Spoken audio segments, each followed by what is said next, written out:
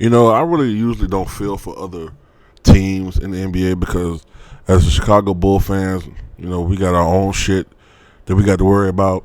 But the Clippers, man, this is a team that every fucking year they have to deal with injuries to both of their players, man. Both of their main guys. It's like every year they get injured. Every year. This is a team that like this goes before. Like I understand now that the Golden State Warriors and the Spurs are the powerhouse of the Western Conference now. Really, the Warriors.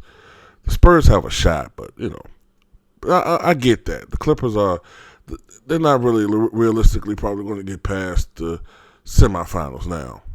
But at one point in time, the Clippers were one of those teams. This is before the Warriors started cranking. They were one of those teams where in the West, you know what I'm saying, they were at least a team that could contend to go to the Western Conference Finals. Maybe if Chris Paul had a career series, maybe if Blake Griffin, uh, became the player that many projected him to become, maybe they could get past the Spurs and go to the finals. But those days are kind of gone now, man. Like, I don't see this team with the latest injury to Chris Paul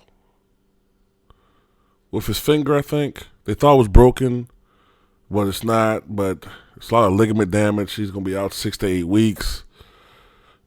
Already have Blake Griffin out.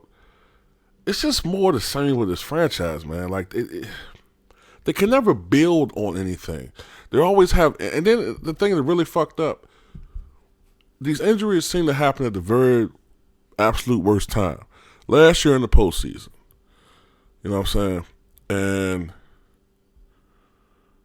I just don't know, man. Like, I'm thinking now, I was reading about how the Knicks are starting to think about looking with the Clippers to make some type of trade. Um, at this point, the only type of trade I can think that would make sense is some type of Blake Griffin for Carmelo trade. But you know, I don't understand why the Clippers would be interested in Carmelo for Blake. That doesn't make any sense. You know what I mean? Um, Hell, even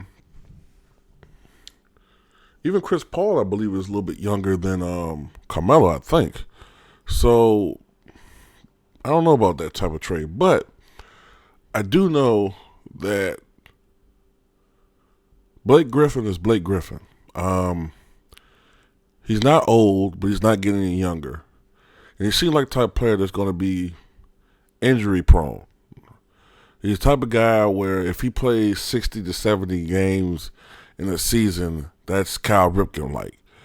Chris Paul, on the other hand, Chris Paul at one point in time, the younger Warrior fans may not believe this, but Chris Paul at one point in time was projected to be possibly the greatest point guard this side of Magic Johnson. You know what I'm saying? Like, there were some people saying like he's going to be a top 5 all-time point guard. Many people compared him to Isaiah Thomas. Some people say he was better than Isaiah Thomas at one point in time. Now, due to the injuries and age, I don't know why I would rank Chris Paul historically. I don't think he's a top 10 point guard in my eyes. Now, if you say like a top 20, I could see that all time point guards. But anyway, the point of it, Chris Paul's at the downside of his career now. He's on the downside of his career. He's still one of the better point guards in the NBA. He's probably a top, I don't know, 6 point guard at least. But I think this Clipper thing has to be broken up, man. I agree with Charles Barkley. Like, this offseason, if I were a GM with the Clippers, I probably would resign Griffin, but Chris Paul, might have to say adios to him, man. Maybe shit. I mean, I don't think he would do it, and I don't think that he would accept it.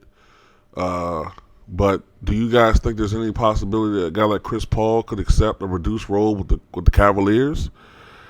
I don't think he'd be willing to do that because he's still a very effective player.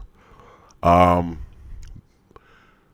I mean, is he the type of guy that could have his ego take a seat and, he'd be, one of the guys he's just willing to, be on a championship caliber team?